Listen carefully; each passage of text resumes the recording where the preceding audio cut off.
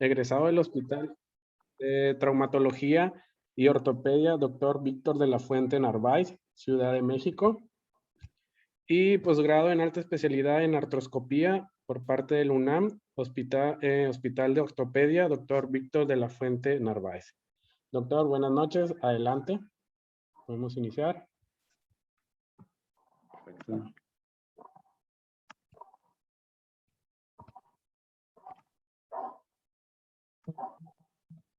Hola, hola, ¿qué tal? Buenas noches, mucho gusto, es un honor y un gusto que me hayan invitado a la sesión. Bueno, vamos a abordar el tema de aspectos clínico-terapéuticos en el primer nivel de atención sobre lumbalgia. Y bueno, abarcando lo que es la epidemiología, pues en el 2015 la prevalencia mundial de lumbalgia fue de 7.3%. Esto implica que 540 millones de personas afectadas en al menos una ocasión han tenido un episodio de lumbalgia. Y es la causa número 1 de incapacidad a nivel mundial, según esta bibliografía del 2018. La carga y el impacto de la lumbalgia en el 2015 fue responsable de alrededor de 60.1 millones de años vividos con incapacidad a nivel mundial. Tuvo un incremento de un 54% desde 1990 y un costo en Estados Unidos de 100 billones de dólares. En esta imagen podemos ver cómo los grupos de edades entre los 40, 45, 50 años, la tasa de incidencia o prevalencia se ha ido aumentando desde el año 90 hasta el 2015. Y esta situación no solamente compete a que seamos más en población, sino que también están aumentando los factores o comorbilidades que más adelante vamos a ir viendo. Entonces, ¿qué es la lumbalgia? Bueno, pues no es el hilo negro, es un síntoma, no es una enfermedad, es un dolor típicamente entre los márgenes inferiores de las costillas y los pliegues glúteos. Es extremadamente común y es experimentado por personas de todas las edades.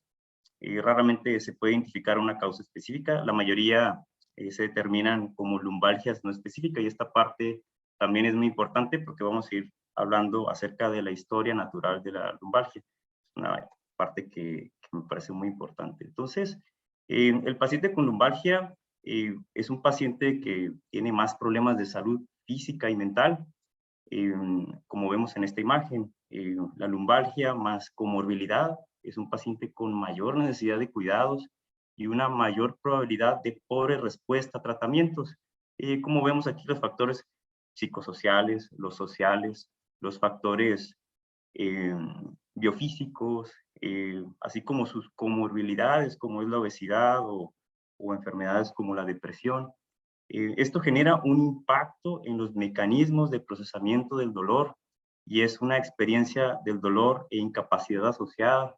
Como se ve en esta imagen, es la experiencia del dolor, los estímulos nociceptivos y un procesamiento central del dolor que genera discapacidad y se vuelve un círculo vicioso por estas varias cosas, pero no solamente es el dolor, sino todo este factor biopsicosocial que engloba a la lumbalgia. Esto nos hace entender un panorama diferente, no solamente como un síntoma, un dolor. Entonces esta imagen me gusta mucho para adentrarnos un poquito en la anatomía, porque la zona o la región lumbar son varias estructuras nerviosas que hay que comenzar a comprender mejor. Tenemos en esta región pues lo que viene siendo la vértebra, su disco intervertebral, y en esta zona lo que viene siendo la raíz nerviosa, una raíz nerviosa anterior, y en la parte posterior su tronco posterior. Este tronco posterior da una rama medial y una rama lateral. La rama medial inerva las estructuras o los nervios, los ligamentos paravertebrales, al igual que su rama lateral inerva las facetas. Entonces, todas estas estructuras, a su vez, pues son puntos que pueden generar dolor, al igual como el nervio meningio recurrente que inerva el disco intervertebral. Entonces, son situaciones o puntos que nos pueden generar dolor. No solamente es la raíz nerviosa la que nos da sensibilidad en las piernas o nos da la fuerza motriz, sino que son todas estas estructuras que pueden llegar a generar la lumbalgia. Entonces esto nos abre un poco más el escenario. ¿Cómo vamos a abordar esta parte? Esta parte es importante porque la lumbalgia, a través de entender el mecanismo del dolor, es importante, como lo vamos a ir abordando en mayores detalles, solamente que hay ocasiones donde se genera un estímulo mecánico, el estímulo químico o el estímulo térmico, que a través de la conducción se genera una modulación en el asta posterior de la médula, lo que pasa al tracto espinotalámico, como lo vamos a ver más a detalle, y después manifestación en la corteza, ¿no? Entonces, toda esta parte, importante entender la forma en que viaja el dolor, los estímulos propioceptivos, la nocicepción, a través de diferentes estructuras o cadenas del dolor, que viajan o decusan las fibras de segundo nivel a través del extracto espinotalámico lateral, se procesa en el tálamo y después en la corteza cerebral. Entonces, básicamente esta lámina, pues para entender que el dolor viaja a través de las fibras amielínicas tipo C, que básicamente llegan hacia la parte posterior de la médula, y bueno, estas donde está la sustancia gelatinosa, la teoría de la compuerta, del dolor, y todas estas partes importantes. Entonces, los estímulos nociceptivos, pues sería el estímulo agudo, básicamente a través de estímulos mecánicos, como hemos mencionado, estímulos químicos, que viaja a través de esta vía del dolor, pero cuando el dolor se produce un dolor tipo inflamatorio, bueno, ya intervienen macrófagos, mastocitos, neutrófilos, y una respuesta al dolor diferente, que no solamente es el estímulo nociceptivo. Pero cuando el dolor llega a generar una lesión del nervio, o que hay estructuras que comprimen demasiado la raíz nerviosa, se produce una lesión nerviosa que genera una hipersensibilidad al dolor. Entonces, en nuestro cerebro es percibido diferente, al igual como puede haber un dolor tipo funcional, donde el dolor también se procesa de forma diferente a través de nuestro sistema nervioso central. Entonces, este concepto me parece muy importante, lo que viene siendo la neuroplasticidad del nociceptor, en donde en esta lámina vemos cómo hay una sensibilización periférica a través de iniciadores del dolor, iones de hidrógeno, y nerve growth factor, y bueno, sustancias que van generando estímulos nociceptivos. Esto a su vez, cuando se perpetúa el dolor, se generan cambios celulares, como generación de proteínas a través de RNA mensajero. Entonces, esta parte aquí lo puse en letras mayúsculas, ¿no? El dolor persistente no es la prolongación de un dolor agudo, resulta en alteraciones de las vías del dolor, generación de otros tipos de proteínas, que esto a su vez va a generar alodinia, hiperalgesia, hiperalgesia secundaria. Entonces es lo que vemos en el dolor crónico, esa parte que hay que comprender. Entonces también sucede la parte que viene siendo la sensibilización central a través del sistema nervioso central, en donde a través de activación de sinasos intracelulares y toda esta situación a través de fosforilación de canales de iones, glutamato, sustancia P, en fases posteriores, pues viene a generar una sensibilización central, haciéndose por interleucina 1, bla, bla, esta parte, pero que es importante porque, bueno, generamos alodinia, hiperalgesia secundaria, ya con evidencia en esta parte. Entonces, ¿qué vamos a ver en toda esta parte? Que para comprender las partes o cómo se genera el dolor, pues bueno, esta lámina pues viene a hablarnos de lo que viene siendo la parte de las hernias lumbares.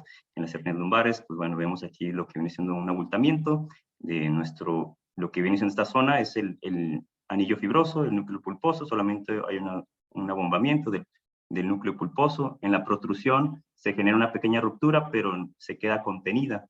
En la parte que hay una extrusión donde sale el núcleo pulposo, y en el secuestro, donde ya hay parte del núcleo pulposo dentro del canal endomedular. Entonces, el núcleo pulposo es una estructura que genera una irritación química y genera dolor, es una parte muy importante. Entonces, pero cuando sucede una hernia donde no está completamente extruida, bueno, vemos esta lámina donde no hay contacto, aquí en esta zona donde comienza a haber un contacto mecánico, donde hay una desviación de la raíz nerviosa y de las estructuras del canal medular.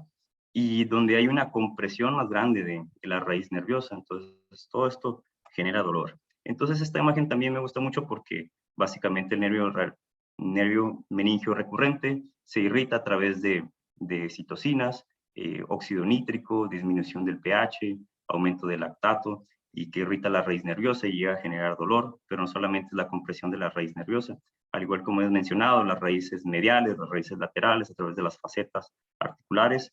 Entonces, eso es la parte que hay que ir viendo. En esta lámina, básicamente vemos en el lado izquierdo una imagen de una corte sagital de un niño de 8 años, y del lado contrario, un adulto de 77 años. Como vemos en esta zona, los discos intervertebrales como están grandes y amplios. Y bueno, en la parte derecha vemos cómo hay un colapso, una pérdida de los discos intervertebrales, y es lo que vamos viendo en ciertas patologías, ciertas radiografías cuando nosotros mandamos a pedir. Entonces, comprender que el disco vertebral no es una estructura estática, es una estructura en constante recambio, es una estructura que tiene ácido hialurónico, agreganos, colágenos tipo 1, colágenos tipo 2, pero esta balance se afecta cuando aumentan las metaloproteinasas, y esto se debe sobre todo a obesidad, se debe a sedentarismo, tabaquismo y sustancias y factores que vamos a mencionar adelante. Pero es bien importante comprender esta parte. ¿Por qué sucede la degeneración discal lumbar? Ah, bueno, pues por este tipo de situaciones. Entonces, número uno, entonces vamos viendo esta otra lámina en donde vemos cómo se va degenerando el disco intervertebral, un núcleo, un disco juvenil, un disco adulto, y la degeneración en estados tempranos, medianos y muy avanzados o etapa finalizada. Entonces, si tenemos esta estructura, pues cómo estará nuestra raíz nerviosa, ¿no? Cómo estará las estructuras, pues obviamente el paciente tiene dolor y situaciones de otro tipo. Entonces, en esta imagen vemos cómo la protrusión del disco genera compresión de la raíz nerviosa, pero también en la discopatía degenerativa o en el conducto lumbar estrecho también tenemos hipertrofia del ligamento amarillo. Entonces, esta situación comprime las raíces nerviosas y genera estenosis y todos los síntomas que se pueden generar en ciertos tipos de lumbalgia crónica. Entonces, ¿cómo se presenta?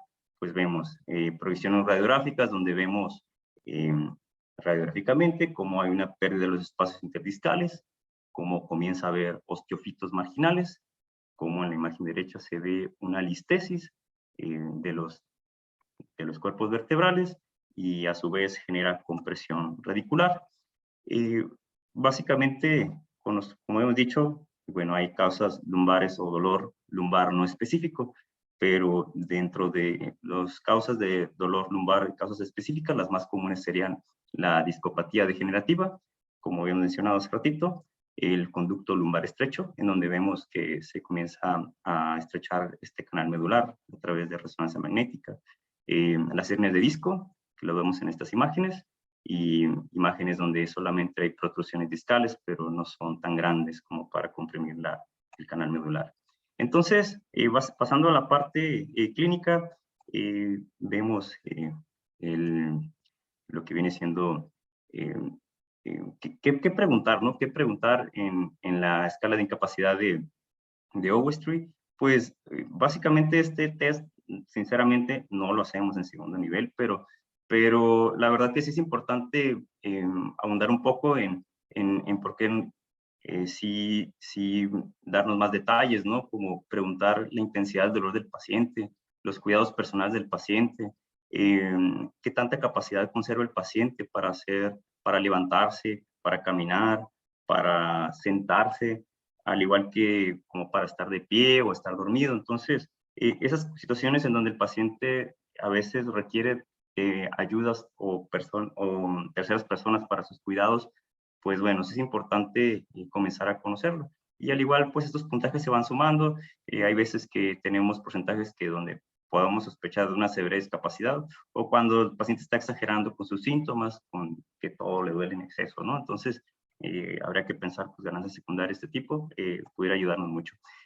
Básicamente en la exploración física, pues desde que vemos entrar al paciente, cómo hay una pérdida del balance coronal, donde vemos cómo el paciente se apoya más en una pierna, pérdida del balance sagital, en donde vemos que el paciente está como una inclinación más hacia enfrente, donde perdemos la lordosis lumbar, situaciones que vamos viendo desde la entrada del paciente. Entonces, ¿qué revisar? Nuestro paciente con lumbalgia hay que revisar los arcos de movilidad lumbar, rotaciones, inclinación lateral, la hiperextensión, al igual también movilidad cervical. Pero básicamente las pruebas típicas de dolor lumbar es la prueba de la SEC, el levantar la extremidad extendida y a los 60 grados, 45. El test de la SEC busca también reforzarse con el test de Bragard, que sería lo que viene siendo la dorsiflexión del tobillo. El paciente debe sentir un dolor tipo radicular, es un dolor irradiado a la pierna. Entonces, cualquier dolor que se refiere en la parte posterior habitualmente son por acortamiento de los isquiotibiales. Eso es un pseudo LASEK, no es un verdadero LASEK. Hay que tener cuidado cuando el paciente nos refiere dolor, que le levantamos la pierna y tiene dolor en la parte posterior de la rodilla, eso no es un LASEK. Debe sentir un dolor radicular, al igual que el test de Patrick o el test de Menel. Estas situaciones pues igual pueden irritar la raíz nerviosa o darnos síntomas radiculares. Entonces, ¿qué otra cosa revisar? Pues básicamente, bueno, esta escala de Asia básicamente nos da los dermatomos y la ubicación de las zonas de dolor o de zonas de hipoestesia donde vamos a encontrar que está disminuida la sensibilidad o que de plano está perdida. Al igual que en la función motora, vamos a perder la disminución de la fuerza para la flexión de la cadera, la extensión de la rodilla, los tobillos, la extensión de los dedos o la respuesta extensora plantar. Entonces, es bien importante que le puse con rojo, pues saber si nuestro paciente tiene contracción anal, si tiene contracción o incontinencia urinaria o pérdida de la sensibilidad. ¿Por qué? Pues porque esto nos puede dar datos de alarma en nuestro paciente con lumbalgia. Entonces, o en el caso pues, de que encontramos en un choque medular, ¿no? Donde se pierde estos síntomas, pues una parte muy importante, pues otro tema. Entonces, básicamente esta lámina me gusta mucho porque nos explica la historia natural de la lumbalgia. Entonces, la lumbalgia debe entenderse como una afección a largo plazo, una afección con un curso variable, una afección de larga evolución. Entonces, la evidencia nos dice que se han hecho estudios de 33 cortes donde se estudian a 11.166 pacientes. Entonces, básicamente, el estudio nos dice que la mayoría de las lumbalgias van a mejorar dentro de las 6 semanas y incluso hasta los 12 meses el dolor promedio del paciente va a ser bajo, con un intervalo de confianza del 95%. 2/3 van a reportar algo de dolor a los 3 meses, un 95%, y también a los 12 meses. Entonces, básicamente, entender que un 33% va a tener tendencia a la recurrencia dentro de un año y puede recuperarse con un episodio previo o recuperarse de un episodio previo. Entonces es una situación, entender que va a ser un dolor que puede estar el paciente presentando y que a la larga esto va a ir disminuyendo, va a tener un curso variable, siempre y cuando nosotros trabajemos los factores que hemos venido mencionando. Entonces, una parte muy importante, los red flags, no, sigue siendo una situación que está vigente, que sigue habiendo cambios en la misma. Entonces, las banderas rojas son indicadores de patología severa de columna. Entonces, ¿por qué? Porque son potenciales factores de riesgo para desarrollar una lumbalgia crónica. Entonces, nos pueden indicar neoplasia, infección, fracturas vertebrales, sobre todo la columna torácica, o síndrome de Caudequina, que son urgencias, una urgencia traumática, es una urgencia que pone en riesgo la funcionalidad de los esfínteres del paciente. Entonces, básicamente, pues el número 1 sería encontrar a nuestro paciente con fiebre y una pérdida de peso inexplicable, más de 38 grados, antecedente con paciente de uso de corticoides o uso de drogas intravenosas, incontinencia urinaria y anal de inicio abrupto, es una parte muy importante que sea de inicio abrupto, con un dolor irradiado a las piernas, al igual que un déficit neurológico progresivo, donde cada vez pierde más fuerza o sensibilidad nuestro paciente, una marcha alterada o anestesia en silla de montar o anestesia perianal, que nos indica una caudequina, síndrome de caudequina, al igual que un dolor torácico de inicio abrupto, que es severo, intenso, sobre todo en el adulto mayor, más de 60 años, osteoporosis. Bueno, en este caso sería preguntarlo más en mayores de 60 años, o que tengan un trauma de baja energía, y con un dolor torácico, pues sí es importante pensar en que podamos tener una fractura torácica o una hernia de disco torácico, que no son nada comunes, pero las fracturas vertebrales sí son más comunes. Al igual que el historial de cáncer en mayores de 60 años, un paciente que tiene dolor nocturno, un dolor en reposo, que tiene más de un mes, o a veces que tenemos aumento de la velocidad de sedimentación globular, pues todas estas partes ha ido cambiando. En esta referencia nos ha habido cómo ha habido cambio en las guías de las banderas rojas. Son algunos detalles que han ido optando varios países, también no solamente ya estaban bien definidos los red flags, pero se le ha ido ahondando en ciertos detalles, ¿no? Para que no haya esa confusión. Entonces, aquí es cuando el paciente se envía a segundo nivel. Ustedes no van a tener ningún problema si ustedes están refiriendo a un paciente con lumbalgia, con que están sospechando cualquiera de estas cosas, ¿no? Ya que la fiebre nos puede hablar de una discitis o infección a nivel vertebral, un síndrome de caudequina, sigue siendo una urgencia quirúrgica, fracturas vertebrales, historial de cáncer. Recordemos que la columna es la zona de mayor metástasis, de cáncer de mama, de cáncer de próstata, entonces de metástasis mielomas. Entonces, es importante, ¿no? Porque no solamente es un paciente con dolor lumbar, no es una discopatía degenerativa, no solamente es una hernia de disco. Entonces, la lumbalgia se tiene que abordar en todos estos sentidos, todas estas partes ahí que se deben de descartar. Entonces, básicamente, pues, es una lámina que busca resumir una parte importante, no hay indicaciones relativas y absolutas, síndrome de caudequina, un paciente con paresia y disminución de la fuerza menos de 3, es decir, con incapacidad para levantar la extremidad por encima de la gravedad, paresia o paraplegia, probables hernias de discos torácicas, al igual que un dolor ciático severo, al igual como les comentaba, dolor persistente radicular, más de 6 a 12 semanas, pero bueno, siguen siendo indicaciones relativas de cirugía. Entonces, ¿qué hacer básicamente? ¿Qué hacer qué tiene que hacer nuestro paciente? Pues comprender que en la parte que queda a nosotros como médicos, decirle que vaya irle explicando que la educación o el cuidado personal del paciente es bien importante, tanto en la lumbalgia aguda como en la crónica. Antes de las 6 semanas, pues permanecer o advertir al paciente de que debe permanecer activo, sigue siendo línea de primer tratamiento, al igual que la educación del paciente, medidas higiénico posturales siguen siendo importantes, son primeras líneas de tratamiento, al igual que para la lumbalgia crónica, la parte del cuidado con calor superficial, esta parte pues lo consideran ya unos cuidados de segunda línea en la lumbalgia aguda, y no hay evidencia suficiente que la respalde el calor para las lumbalgias crónicas. Esta imagen pues sigue siendo muy vigente, pues una forma de entender el tratamiento que debe tener nuestro paciente, la escalera analgésica de la OMS, que empezó con pacientes con neoplasias, con cáncer, y que sigue siendo persistente para el tratamiento de ciertas lumbalgias. Entonces, en el escalón 1, pues básicamente manejar que no es a base de opiáceos, AINES y adyuvantes, relajantes musculares. En la escalera número 2, pues bueno, ya pudiéramos comenzar a usar opiáceos débiles, más los que vienen son los no opiáceos, los adyuvantes, en este caso son los relajantes musculares.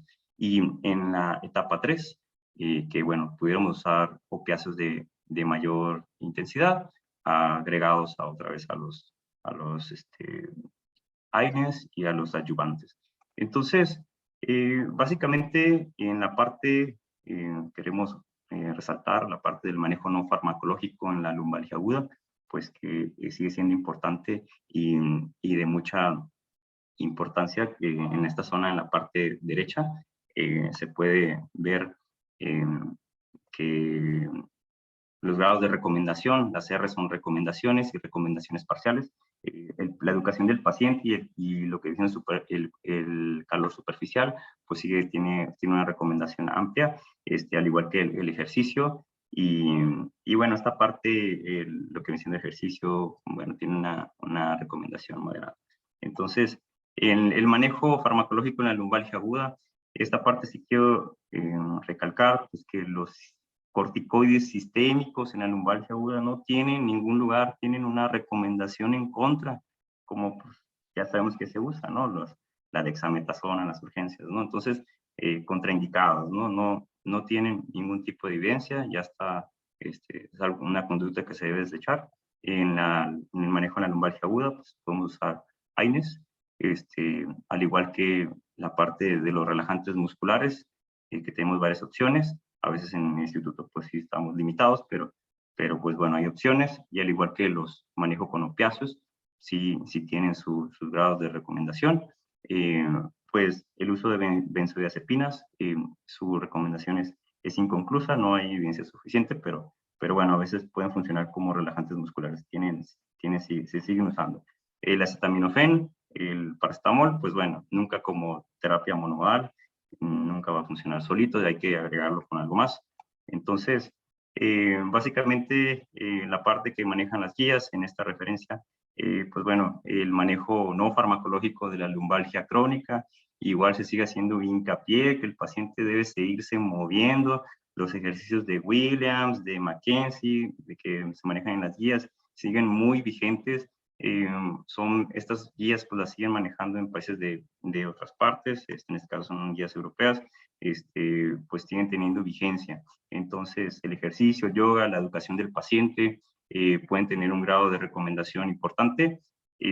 Pues otras situaciones, ¿no?, que se manejan a veces, que acupuntura, esto pues bueno, son recomendaciones parciales, pero lo que viene siendo la electroestimulación, TENS, estas máquinas que a veces jalan a los pacientes y cosas de este tipo, pues no, o sea, contraindicados, recomendaciones en contra, aquí una X espantosa. Entonces, no, esas situaciones que vamos a ver cómo hay situaciones tipos de tratamiento que pues no tienen cabida en este tipo de situaciones. Entonces, el paciente debe ser estimulado a que siga moviéndose, siga haciendo movilidad. Básicamente, dentro del manejo farmacológico de la lumbalgia crónica, pues sigue teniendo esta parte de recomendaciones parciales. Pues bueno, vamos a irlo viendo conforme a su paciente vaya adquiriendo movilidad. Tiene pues el uso de los opiáceos, los AINES, pudiera tener implicaciones los antidepresivos, en este caso cuando pues puede ser una alternativa de tratamiento también. Y pues bueno, en lo que menciona la lumbalgia crónica, no tienen entrada a lo que son las benzodiazepinas, ¿no? Entonces, y una parte que sí está todavía en discusión o que no está inconcluso, pues es el uso de los pentinoides o la pregabalina, que pues tienen evidencia inconclusa, pero bueno, al igual que los relajantes musculares. Entonces, pues básicamente con opiáceos débiles y con uso de AINES pudiéramos tener algo de mejoría. Entonces, básicamente esta lámina pues buscamos pues explicar o poner evidencia el por qué es importante el manejo del índice de masa corporal de nuestros pacientes, donde en este caso, es un estudio prospectivo de 4.796 pacientes, se hizo un análisis de regresión logística.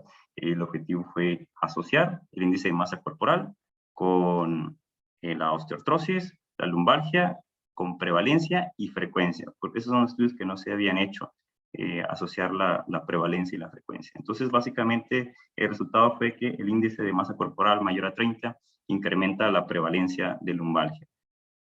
Básicamente, la depresión más la osteoartrosis o la escopatía degenerativa lumbar, incrementa la prevalencia, severidad y la frecuencia de la lumbalgia. No hay una asociación entre el índice de masa corporal con la frecuencia y la severidad de los episodios de dolor o de intensidad de lumbalgia.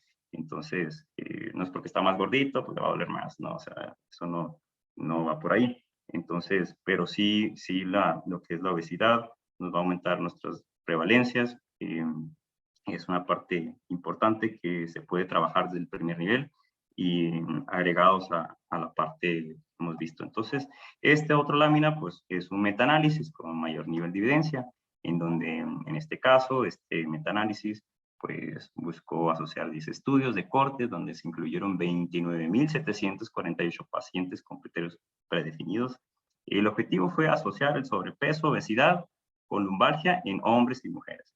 Entonces, el resultado fue que los hombres con índice de masa corporal de 26, pues bueno, tienen un riesgo relativo mayor de 1 y que sí influye en la lumbalgia, ¿no? Al igual que los que tienen obesidad mayor de 30, con índice de masa corporal de 30, también representan factor de riesgo, al igual que las mujeres, mayor de índice de masa corporal de 26, también es riesgo, y lo mismo para los casos de índice de masa corporal de 30.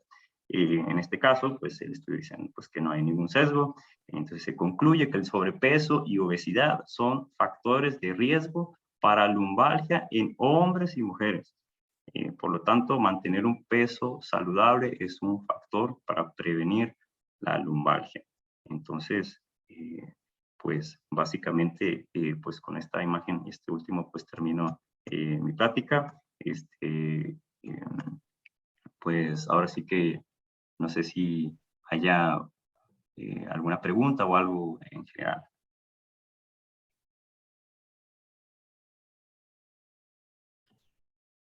¿Tienen alguna pregunta?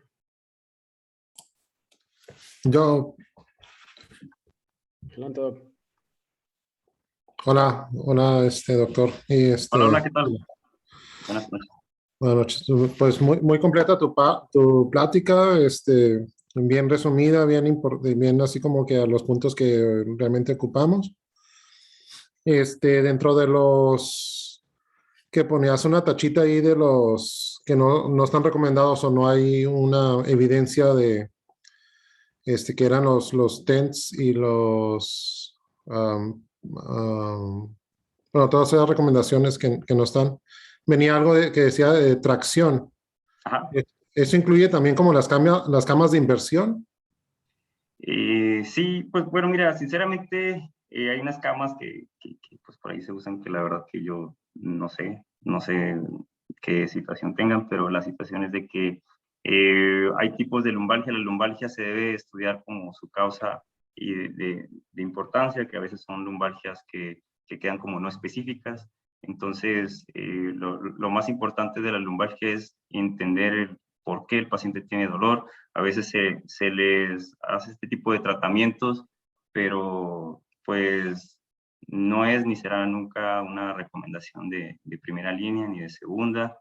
La verdad es de que yo creería que, o me gustaría que quedara esa práctica como que no es algo que se deba hacer.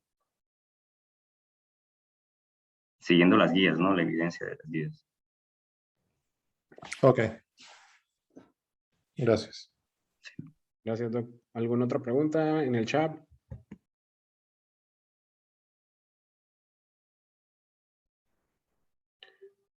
Muy bien, doc. No tenemos ninguna pregunta acá en el chat. Entonces, pues damos por concluida la sesión. Muchas gracias al doctor Iván Aguilar por su ponencia. Excelente ponencia. Águila, es águila, disculpe. Águila, águila. Pronto le haremos llegar su constancia de participación. Y pues, por este momento sería todo. Quisiéramos hacerle la atenta invitación a todos nuestros socios y no socios que están ahorita en la sesión para la cena este día 23 de octubre en el Hotel Real Inn, para que llenen el formulario, se inscriban y poder contemplarlos porque es cupo limitado. Nos están pidiendo el total de los invitados. Así es que si desean ir, todos los socios, por favor, anotarse. El costo de socio se le va a bonificar en lo que es la anualidad.